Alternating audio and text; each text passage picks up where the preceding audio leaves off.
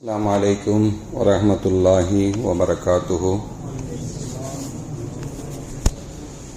الحمد لله رب العالمين، والصلاة والسلام على أشرف المرسلين وعلى آله وصحبه أجمعين، أما بعد، فقد قال الله تعالى في القرآن العظيم والفرقان المجيد: أعوذ بالله من الشيطان الرجيم، بسم الله الرحمن الرحيم، إن الله يأمركم أن تؤدوا الأمانات إلى أهلها. رب اشرح لي صدري ويسر لي أمري واحلل عقدة من لساني يفقهوا قولي. اللهم صل على سيدنا محمد، اللهم صل عليه وسلم. கண்ணியத்திற்கும் மரியாதைக்கும் உரிய அல்லாஹ்வின் நல்லடியார்களே, அருமையான சகோதர பெருமக்களே, நாயகம் ஸல்லல்லாஹு அலைஹி வஸல்லம் உடைய நிர்பாக்கியம் நிறைந்த நல்லும்மத்துமார்களே, அருமையான பெருமக்களே, எந்த விஷயத்தை கேட்க இருக்கிறோமோ அந்த விஷயத்தின்படி அமல் செய்யக்கூடிய பாக்கியத்தினையும், கேட்ட விஷயங்களை பிறருக்கு எத்தி வைக்கக்கூடிய பாக்கியத்தினையும் அல்லாஹ் நம் அனைவருக்கும் வழங்கிடுவானாக. நம்முடைய வாழ்நாட்களை அல்லாஹ் ஆரோக்கியமான வாழ்நாட்களாக ஆக்கி தருவானாக. மருத்துவமனைகளுக்கு செல்லாத காலங்களாக ஆக்கி தருவானாக. மருத்துவமனை செலவினங்களிலிருந்து அல்லாஹ் நம் அனைவரையும் முழுமையான முறையில் பாதுகாப்பானாக. எல்லா விதமான ஆபத்துகள், விபத்துகள், பலாய் முசீபத்துகள், பரவக்கூடிய தொற்று நோய்கள், அனைத்து விதமான பாவ செயல்களிலிருந்தும் அல்லாஹ் நம் அனைவரையும் முழுமையான முறையில் பாதுகாத்து நிம்மதியான, அமைதியான, ராகத்தான, சந்தோஷமான, மகிழ்ச்சியான வாழ்க்கையை இந்த உலகத்திலும் நாளை மறு உலகத்திலும் அல்லாஹ் அளவில்லாமல் வழங்கிடுவானாக. நம்முடைய ஹலாலான ஹாஜத்துகள் அனைத்தையும் அல்லாஹ் நிறைவேற்றி தந்தரல் புரிவானாக. நம் நாட்டிற்கு நல்ல ஆட்சியாளர்களை அல்லாஹ் ஏற்படுத்தி தந்தரல் புரிவானாக என்று இந்த நல்ல நேரத்தில் துஆ செய்து துவங்குகிறேன். அருமையானவர்களே,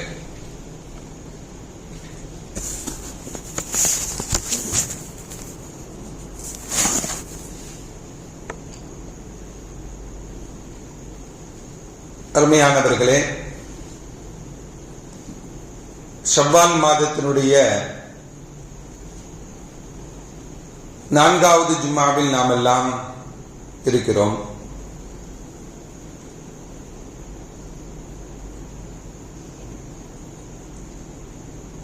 நமக்கு மத்தியிலே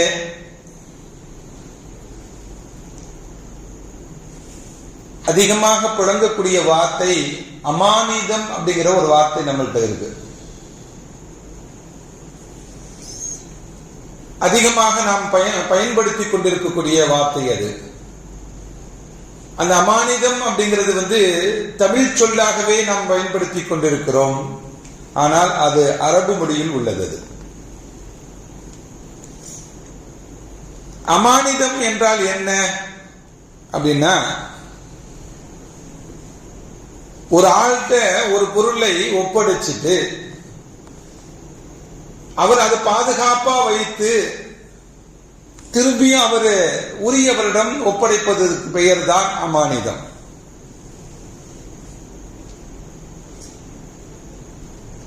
அமானிதத்தில் இது ஒரு வகையான அமானிதம்.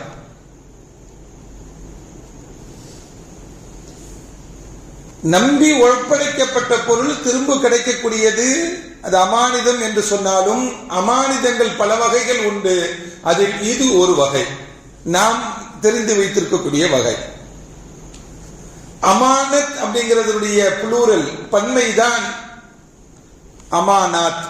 அல்லாஹ் திருக்குர்ஆனிலே சொல்லுவான், இன்னல்லாஹ யஅமுருக்கும், அல்லாஹ் உங்களுக்கு ஏவுகிறான், அன் துஅத்துல் அமானாத், அமானிதங்களை நிறைவேற்றுவதற்கு, இலா அகலிஹா, அதற்குரியவர்களிடம் நிறைவேற்றுவதற்கு அல்லாஹ் உங்களுக்கு ஏவுகிறான் என்ற ஒரு குர்ஆன் வசனம் அமானாத் அப்படிங்கிறத பயன்படுத்துகிறது. அப்படின்னா பன்மையான சொல். அமானிதம் என்பதற்கு பல வகையான பொருள்கள் இருக்கின்றன என்பதை பயன்படுத்துவதற்காக வேண்டிதான் அல்லாஹ் இந்த குர்ஆனிலே பன்மையாக புளூரலாக அல்லாஹ் பயன்படுத்துகிறார். அருமையான பெருமக்களே, அதே போல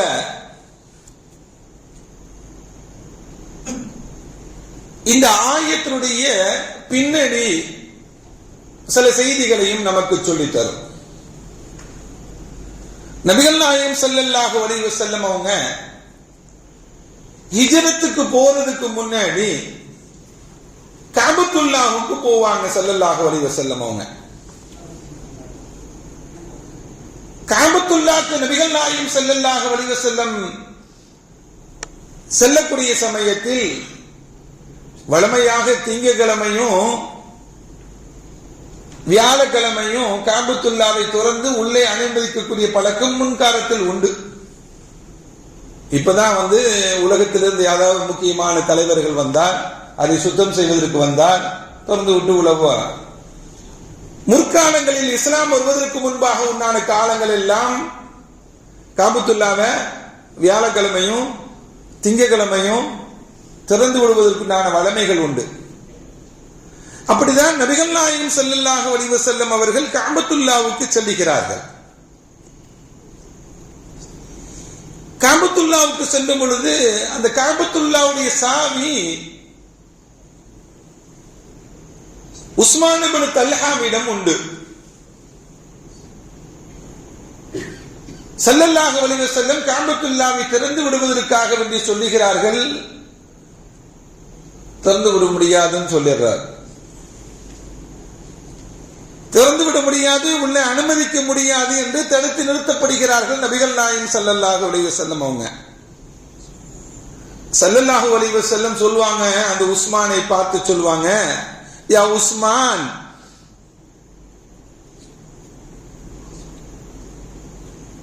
சதரா ஹாதல் மிஃப்தாஹ யௌமன் பியதி அலஹு. ஒரு காலம் வரும் இந்த சாவி என் கையில இருக்கும் உஸ்மான், ஒரு காலம் வரும் அதை நீ பார்ப்ப. யாரினால் உள்ளே போகுவதற்கு தடுக்கப்பட்டாரோ அவரை பார்த்து சொன்னாங்க நபிகள் நாயகம் ஸல்லல்லாஹு அலைஹி வஸல்லம், உஸ்மான், ஒரு காலத்தை பார்ப்பாய், ஒரு நேரத்தை பார்ப்பாய், ஒரு சூழ்நிலையை பார்ப்பாய். அந்த நேரம் எப்படிப்பட்டது தெரியுமா? இந்த சாவி என்னுடைய கையில் இருக்கும் என்று நபிகள் நாயகம் ஸல்லல்லாஹு அலைஹி வஸல்லம் உரக்க சொன்னார்கள். உஸ்மான் பதில் என்ன சொன்னார் தெரியுமா? லக்கத் ஹலக்கத் குரைஷுன் வதல்லத்.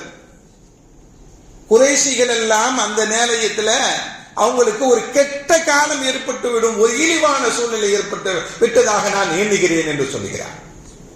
குறைஷிகளுக்கு ஒரு கெட்ட காலம், ஒரு இழிவான சூழ்நிலை ஏற்பட்டதாக அந்த காலத்தை நான் எண்ணுகிறேன் என்று சொல்லுகிறார். சாவி உங்க கையில வந்துச்சுன்னா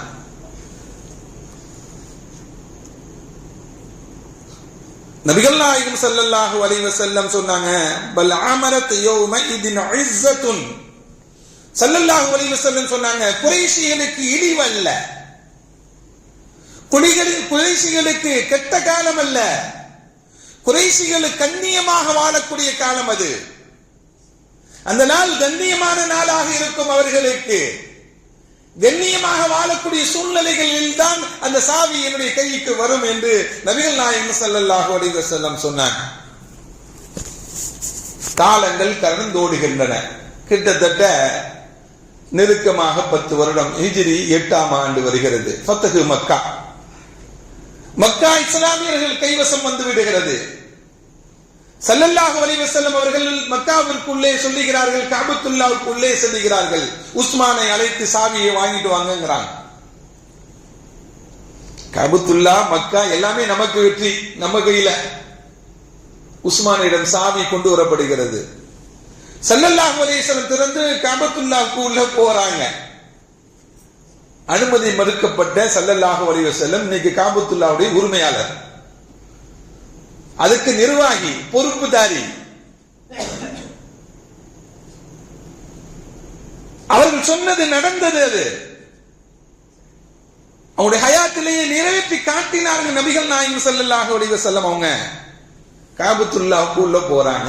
உள்ள போயிட்டு தொழுதுட்டு வெளியே வரும் பொழுது நான் ஆரம்பமாக ஓதிய வசனத்தை ஸல்லல்லாஹு அலைஹி வஸல்லம் முணங்கிக் கொண்டே வர்றாங்க, ஓதிக்கிட்டே வராங்க.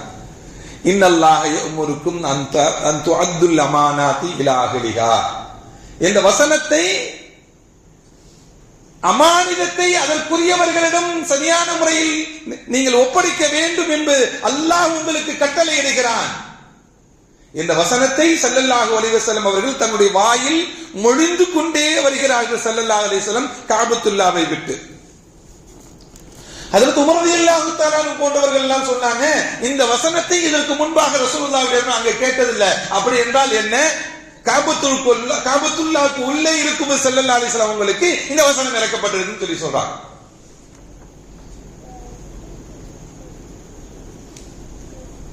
ஸல்லல்லாஹு அலைஹி வஸல்லம் அவங்க இந்த சாவியை யார்கிட்ட கொடுப்பாங்க? நம்மலாம் ஆட்சி மாறிவிட்டாலே, சூழ்நிலைகள் நிர்வாகம் மாறிவிட்டாலே எல்லாத்தையும் மாத்திடுவோம். உயர் மட்டத்திலிருந்து கீழ்மட்டம் வரையும் உள்ள ஆட்கள்லாம் என்ன பண்ணுவாங்க? தேர்தல் வந்த போதும் அப்படித்தானே நடக்குது. இன்னைக்கு தேர்தல் நடக்கும் போதும் அப்படித்தானே நடக்குது. எல்லாத்தையும் மாத்தி விடுவாங்க. ஸல்லல்லாஹு அலைஹி வஸல்லம் அவங்க யாரிடம் கொடுக்க வேண்டும் என்று முடிவு செய்யறாங்க. அதை தாண்டி அப்பாஸ் ரலியல்லாஹு தஆலா போன்றவர்கள் எல்லாம் கேட்கிறாங்க. அப்பாஸ் ரலியல்லாஹு தஆலா யாரு? ஸல்லல்லாஹு அலைஹி வஸல்லம் தந்தையுடன் உடன் பிறந்த சகோதரர். அவங்க கேட்கிறாங்க, யா நபி அல்லாஹ், நாமெல்லாம் காஜிகளுக்கு ஜம்சம் விநியோகம் செய்யக்கூடியவர்கள். நாமெல்லாம் ஹஜ்ஜுடைய பொறுப்புகள் நமக்கு இருக்கின்றன. அந்த பொறுப்புகளை கவனிக்கக்கூடிய நாமே அந்த சாவியை வைத்துக் கொள்ளலாம், என்னிடம் கொடுங்கள். நம்ம என்ன பண்ணிருப்போம்? நம்ம சித்தப்பா கொடுத்துருவோம், அவங்க பார்த்துக்குவாங்க அப்படின்னு நினைச்சுப்போம். நம்மள போன மனிதர்கள், சாதாரணவர்கள் எல்லாம். அதை தாண்டி இன்னொருவரும் கேட்கிறார். அலி ரலியல்லாஹு தஆலா கேட்கிறாங்க, யா ரசூலல்லாஹ், நம்ம குடும்பத்திலே நம்ம வச்சுக்கலாம், சாவியை கொடுத்துருங்க, எனக்கு கொடுங்க, நான் பராமரிச்சுக்கிறேன். அலி ரலியல்லாஹு தஆலா கேட்கிறாங்க.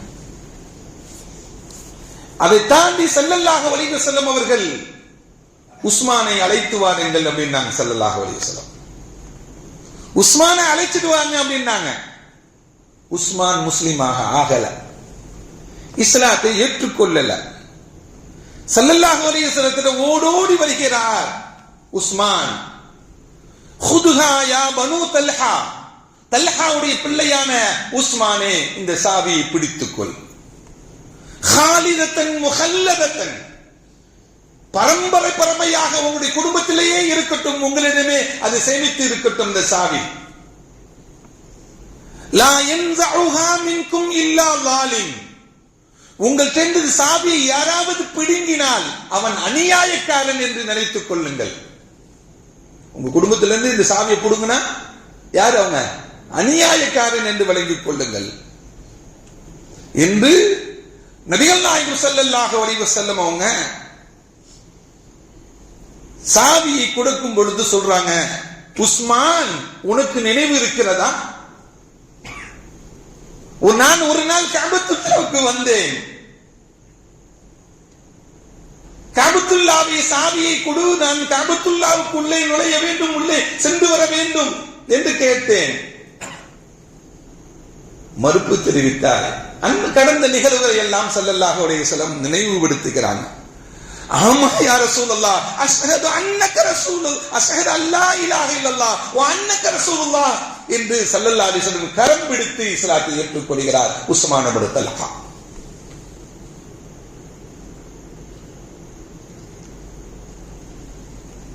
அருமையானவர்களே, எந்த பொறுப்பை யாரிடம் கொடுத்தாலும், ஒரு பொருளை ஒரு ஆளிடம் கொடுத்தாலும் அது தகுதியானவர்களிடம் ஒப்படைக்க வேண்டும் என்பதுதான். தகுதியற்றவர்களிடம் கொடுக்கும் பொழுது அந்த பொறுப்பும் அந்த நிலையும் சின்ன பின்னமாகிவிடும். அதனால்தான் அல்லாஹ்வும் அந்த குர்ஆன் வசனத்தை இறக்கி இதனுடைய பின்னணியில் இறங்கியதுதான் இந்த வசனமும். அமானிதத்தை அதற்குரியவர்களிடம் நீங்க ஒப்படையுங்க அல்லாஹ் கட்டளையிடுகிறான் என்ற வசனம் இதனுடைய பின்னணியில் இறங்கியதாக பெருமக்கள் நமக்கு சொல்றாங்க. அப்படி என்றால் நாம் எதை செய்தாலும் அதை சரியாக செய்ய வேண்டும், முறையாக செய்ய வேண்டும். சரியான முறையில் ஒரு பொறுப்பை ஒருவரிடம் கொடுப்பதுதான் அது அமானிதம் என்று நபிகள் நாயகம் ஸல்லல்லாஹு அலைஹி வஸல்லம் சொன்னாங்க. இந்த இருக்கக்கூடிய பதவியாக இருக்கட்டும், பொறுப்பாக இருக்கட்டும், எல்லாமே அமானிதம் என்பதுதான் குர்ஆன் நமக்கு சொல்லித் தரக்கூடியது.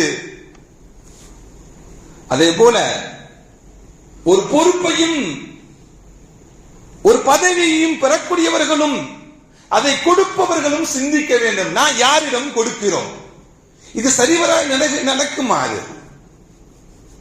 அதே போல பெறக்கூடியவர்களும் நம்மளால் அதை சரிவர நடத்த முடியுமா என்பதை நாம் கவனிக்க வேண்டும்.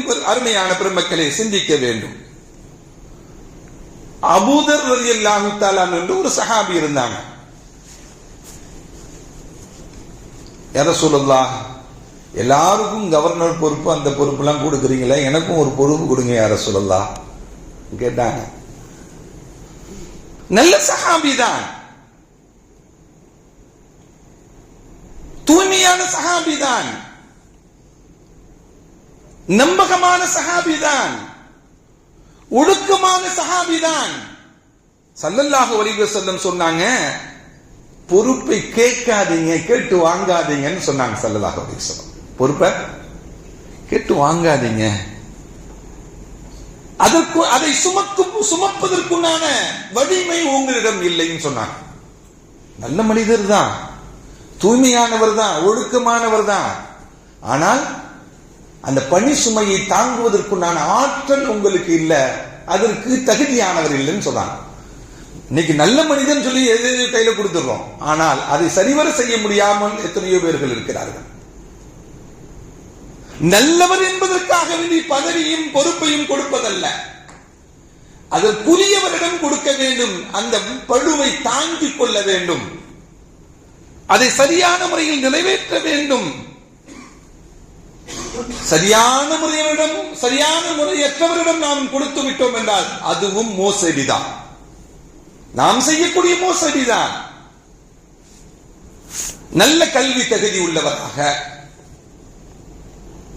நல்ல குணமுடையவராக, நல்ல செயல்திறன் உள்ளவராக, இதையெல்லாம் பார்த்துதான் பதவியையும் கொடுக்க வேண்டும், பொறுப்பையும் கொடுக்க வேண்டும் இஸ்லாமிய பார்வையில். ஆனா 100% தகுதியானவர்களை பார்த்தும் கொடுக்க வேண்டும். ஆனா இந்த காலத்தில் அது முடியாத சூழ்நிலைகள் தான். இது எதுல முடியும் அப்படின்னா, இஸ்லாமிய பார்வையில் ஒரு ஆளுக்கு பதவியையும் பொறுப்பையும் கொடுக்கப்படும் என்றால் அது எலெக்ஷன் முறை அல்ல, அது செலக்ஷன் முறை. செலக்ஷன் முறையை தான் இஸ்லாம் நமக்கு முன்னெடுத்து வைத்திருக்கிறது. ஸல்லல்லாஹு அலைஹி வஸல்லம் அவர்களுக்கு பிறகு அபூபக்கர் சித்திக் ரலியல்லாஹு தஆலா அவர்களை நியமித்ததும் தான் அப்படிதான். அபூபக்கர் சித்திக் ரலியல்லாஹு தஆலா நியமனம் செய்யப்பட்டார்கள். உமர் ரலியல்லாஹு தஆலா அவர்களும் அப்படிதான். உமர் ரலியல்லாஹு தஆலா தன்னுடைய மரண தருவாயில் தொழுகையில் இருக்கும்போது குத்தப்பட்டாங்க. 3 நாள் உயிருடன் வாழ்ந்தாங்க, உயிருக்கு போராடி கொண்டிருந்த சமயத்தில். அந்த சமயத்தில் ஒரு குழுவை நியமிக்கிறார்கள், ஒரு 6 பேர் கொண்ட குழுவை நியமிக்கிறாங்க ஸல்லல்லாஹு அலைஹி வஸல்லம். ஹஸரத் உமர் ரலியல்லாஹு தஆலா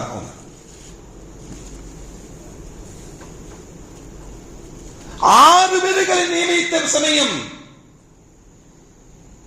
ஒரு செய்தியை சொல்லுவாங்க. சாலிம் இப்னு ஹுதைஃபா அவர் இல்லை, அவர் மரணமாகிவிட்டார். அவர் மட்டும் இருந்திருந்தால் அவரிடம் இந்த பொறுப்பை நான் கொடுத்திருப்பேன். அவர் ஒரு அடிமை, அவர் மரணமாகிவிட்டார். அவர் மட்டும் இருந்தால் அவரிடம் அந்த பொறுப்பை, கிலாபத்தினுடைய பொறுப்பை, ஜனாதிபதியுடைய பொறுப்பை நான் அவரிடம் ஒப்படைச்சிருப்பேன். இந்த 6 பேர் குழுவை நியமிச்சிருக்க மாட்டேன்னு சொன்னாங்க. 6 பேரை நியமிச்சாங்க. நியமிச்சுட்டு சொன்னாங்க, இதை தாண்டி இன்னொருவர் இதுல வரக்கூடாது. எல்லாரும் பக்கத்துல போய் சொன்னாங்க, உமர் ரலியல்லாஹு தஆலா அவங்கள்ட்ட, அமீருல் முஃமினீன் அவர்களே, உங்களுடைய அருமை மகனார் அப்துல்லாஹ் இப்னு உமர் நல்ல வணக்கசாலி, நல்ல அறிவாளி, நல்ல சிந்தனையாளர், மார்க்க சட்டத்தை கரைத்து குடித்தவர். ஏனென்றால் ஹஜ்ஜினுடைய காலங்களில் எல்லாம் காபத்துல்லால ஒரு சேர் போட்டு உட்கார்ந்துக்குவாங்க. காபத்துல்லால வர்றவர்கள் உலக நாடுகளில் இருந்து வரக்கூடியவர்கள் எல்லாம் மார்க்க சட்டங்களை யார்கிட்ட தான் கேட்டுட்டு போவாங்க? அப்துல்லாஹ் இப்னு உமர் தான் கேட்டு போவாங்க. அப்படிப்பட்ட சட்ட மாமேதை அவர்கள். அந்த சட்ட மாமேதையான உங்களுடைய மகன் அப்துல்லாஹ் இப்னு உமர் அவரு அப்படின்னா இந்த 6 பேரை தாண்டி யாரும் உள்ள வரக்கூடாது. அது என்னுடைய மகன் அப்துல்லாஹ் இருந்தாலும் சரிதான். இந்த 6 நபர்கள் ஒன்று கூடி அவர்களில் ஒருவரை நீங்க செலக்ட் பண்ணிக்கோங்க அப்படின்னு சொல்லி உமரது எல்லாத்துக்கும் ஒரு ஆட்சியாளரை தேர்ந்தெடுப்பதற்குண்டான செலக்ஷன் முறையை கற்றுக் கொடுத்தாங்க. 6 பேரும் ஒன்று கூடி ஒவ்வொருவராக விலகிக் கொள்கிறார்கள். அடுத்த ஜனாதிபதி நியமிக்கப்படுகிறார். இதுதான் இஸ்லாமிய ஷரியத்துடைய முறையின் அடிப்படையில் ஒரு பொறுப்புதாரியை நியமிப்பதற்கு நமக்கு இஸ்லாம் காட்டி கொடுத்திருக்கக்கூடிய நடைமுறை. அருமையான பெருமக்களே, அதே போல நபிகள் நாயகம் ஸல்லல்லாஹு அலைஹி வஸல்லம் சொன்னாங்க,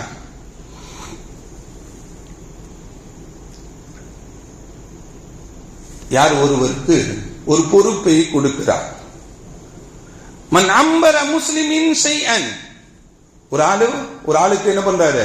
பொறுப்பை கொடுக்கிறார்.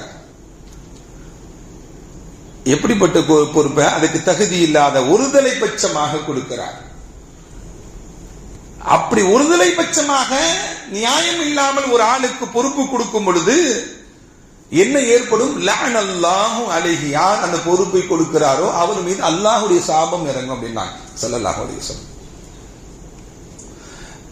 லா யக்புலுல்லாஹு ஸர்ஃபன் வலா அத்லா, அல்லாஹ் அவருடைய பரலான அமல்களையும் ஏற்றுக்கொள்ள மாட்டான், உபரியான வணக்கங்களையும் ஏற்றுக்கொள்ள மாட்டான் ஸல்லல்லாஹு அலைஹி வஸல்லம். ஹத்தா யுதுகலு ஜஹன்னம், அல்லாஹ் அவரை நரகத்திலேயும் நுழைய வைப்பான் என்று சொன்னார்.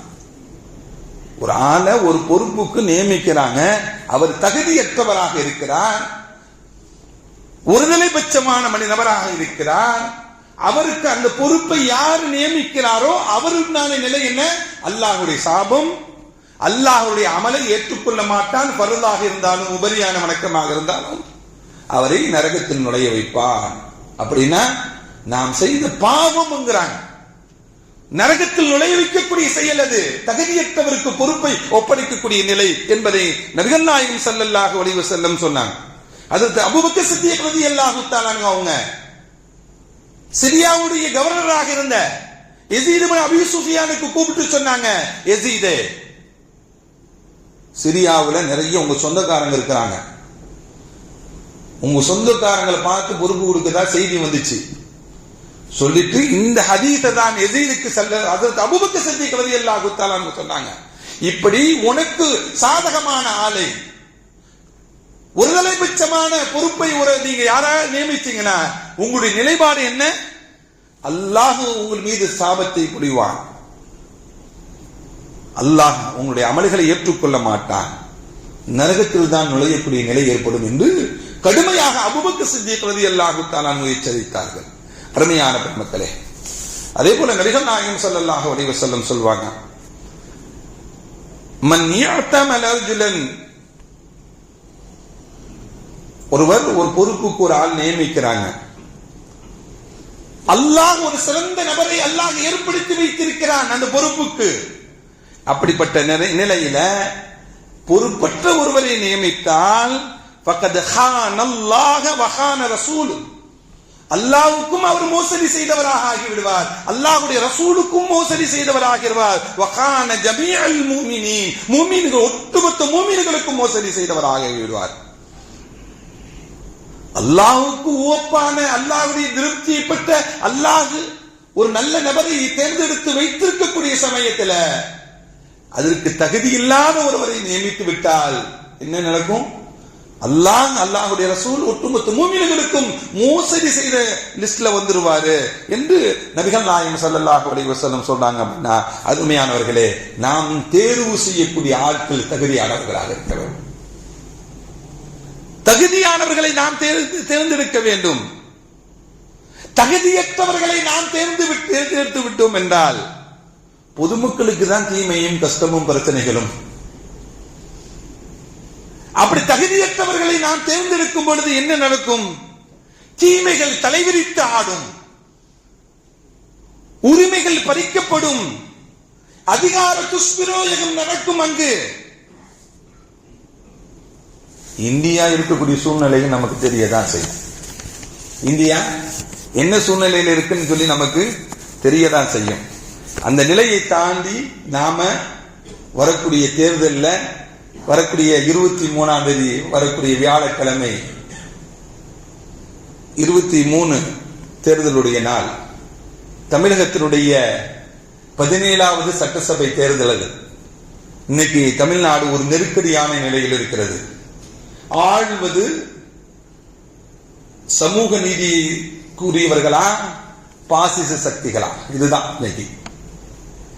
மற்றவங்களா ஓட்ட பிரிக்க வந்தவங்க, அதுல கவனமாக இருங்க அருமையான பெருமக்களே.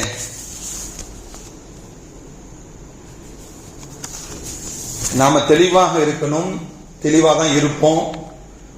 பாசிஸ்டுகளுக்கு நம்மளுடைய ஓட்டு, நம்ம ஓட்டு கிடையாது. சொல்லுங்க, பாசிஸ்டுகளுக்கு நம்முடைய ஓட்டு கிடையாது, கிடையாது. இரண்டாவதையும் சொல்லணும், அதை ஆதரிக்கக்கூடியவர்களுக்கும் என்ன கிடையாது? சொல்லுங்க, கிடையாது. சமய ரீதியில் பாரபட்சம் பார்க்காத ஒருவரை தான் நாம் தேர்ந்தெடுக்க வேண்டும். சமய ரீதியில பாரபட்சம் பார்க்காத ஒரு ஆளை தான் நம்ம என்ன பண்ணணும். யாரு வெற்றி பெற வேண்டும் என்பதல்ல நம்முடைய நோக்கம், யாரு வெற்றி பெறக்கூடாது என்பதில் நாம் கவனம் செலுத்த வேண்டும். நம்ம தொகுதியும் அப்படிதான் இருக்கு. நம்ம தொகுதி பேர் மயிலாப்பூர் தொகுதி. நான் யாரையும் சொல்ல முடியாது. யாரு வெற்றி பெற வேண்டும் என்பதை விட யாரு வெற்றி பெறக்கூடாது என்பதில் நாம் கவனமாக இருக்க வேண்டும். கிறிஸ்தவ ஆயர்கள் சபையும் இஸ்லாமிய மார்க்க அறிஞர்கள் ஜமாத்துல் உலமா சபையும் நல்ல ஒரு அறிக்கையும் விட்டிருக்காங்க. கவனமாக ஓட்டை செலுத்துங்கள், ஜனநாயகத்தை பிளவுபடுத்தக்கூடியவர்களை புறக்கணியுங்கள். யார் இந்த வார்த்தை அவங்க சொன்னதுதான். யார் வெற்றி பெற வேண்டும் என்பதல்ல, யார் வெற்றி பெறக்கூடாது என்பதை நான் கவனம் செலுத்துங்கள். யார் நல்லவர் என்பதை நாம் தீர்மானித்து முடிவெடுக்க வேண்டும். அருமையான பெருமக்களே, இதையெல்லாம் நாம் கவனமாக வைத்து நம்ம இந்தியாவுடைய அரசியலில் நாமெல்லாம் முஸ்லிம்கள் எல்லாம் பூஜ்ஜியமாக இருக்க வேண்டும் என்று விரும்பக்கூடியவர்கள் அவர்கள் எல்லாம். இந்திய அரசியலுடைய பார்வையில் முஸ்லிம்கள் எப்படி இருக்கணும்? பூஜ்ஜியங்களாக ஆக்கப்பட வேண்டும் என்ற திட்டம் அவங்க. முஸ்லிம்களை வேட்டையாடுவதற்குண்டான சட்டங்கள் போடக்கூடியவர்கள் அவர்கள் எல்லாம்.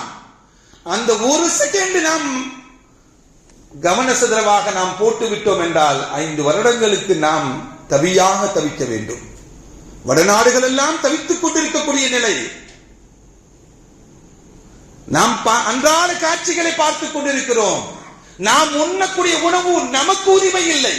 நாம் என்ன உணவு உண்ணுங்கிறது நமக்கு உரிமை இல்லை. அவர்கள் எதை சொல்லுகிறார்களோ அதை தான் உண்ண வேண்டும். அவர்கள் எந்த மத கோட்பாடுடைய சட்டங்களை சொல்லுகிறார்களோ அதை தான் நாம் பின்பற்ற வேண்டும். இதெல்லாம் என்ன நிலை தெரியுமா? இந்த உம்மத்திற்கு யாரும் கேட்க முடியாத அனாதைகளுடைய நிலைகள் ஆகிவிட்டோம். நம்மெல்லாம் யாரும் கேட்க முடியாத அனாதைகளுடைய நிலையில இந்த உம்மத்து இருக்கிறது. அருமையானவர்களே, நாம் கவனமாக இருக்க வேண்டும். அக்கம் பக்கத்தில் உள்ளவங்க எல்லாம் கவனப்படுத்த வேண்டும். 100% முஸ்லிம்கள் ஓட்டு போட வேண்டும். சினிமாக்காரர்களை நம்பிடாதீங்க தயவு செய்து. அதுலயும் கவனமா இருங்க. என்ன பண்ணுங்க, ஒண்ணுமே தெரியல, அதுலயும் நாம் ரொம்ப மிக மிக கவனமாக இருக்க வேண்டும். நான் அரசியல் பேசுவதற்கு விரும்பல, ஆனால் நாம் வாழக்கூடிய பகுதி நிம்மதியாக இருக்க வேண்டும், அமைதியாக இருக்க வேண்டும், அச்சமற்ற நிலையில் இருக்க வேண்டும். நாம் ஈமானுடன் வாழ வேண்டும், ஈமானுடன் மரணிக்க வேண்டும். இதற்கு நாம் என்ன முடிவு செய்ய வேண்டும் என்பதை நம்முடைய உள்ளத்தை தொட்டு அல்லாஹ்வுடன் 2 ரக்காத்து தொழுது முடிவு செஞ்சுக்கோங்க. வேண்டிதான் அல்லாஹ் நம்முடைய நாட்டை தீயவர்களிலிருந்து பாதுகாப்பானாக. நல்லவர்கள், நல்ல ஆட்சியாளர்களை அல்லாஹ் நமக்கு தேர்ந்தெடுத்து கொடுப்பானாக. அதற்குண்டான வெற்றிகளை அல்லாஹ் நமக்கு தேடி தந்திர புரிவானாக. வடநாடுகளைப் போல் இல்லாமல் நம் நாட்டை இருப்பதைப் போல இன்னும் செழிப்பாக வாழ்வதற்குண்டான நிலைகளை அல்லாஹ் மூமின்களுக்கு ஏற்படுத்தி தந்திர புரிவானாக என்று இந்த நல்ல நேரத்தில் துஆ